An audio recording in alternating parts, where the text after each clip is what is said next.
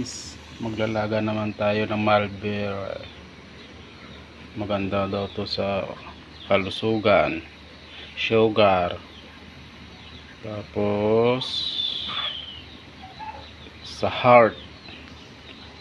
Kaya yan mga guys, maglalaga tayo kay mamaya iinumin na naman natin ang kanyang pinakuluan. Yung guys, mikos lang. Yan guys, green na siya, green na. Mamaya anguin na natin yan. So guys, yan na, may kanin na kami. Tingnan natin yung kanin. Yan guys, oh, puting-puti, sarap. Yan guys, yan. Malapit na sa guys. Para sa ating kalusugan. Okay guys, luto na. Pwede na siya anguin.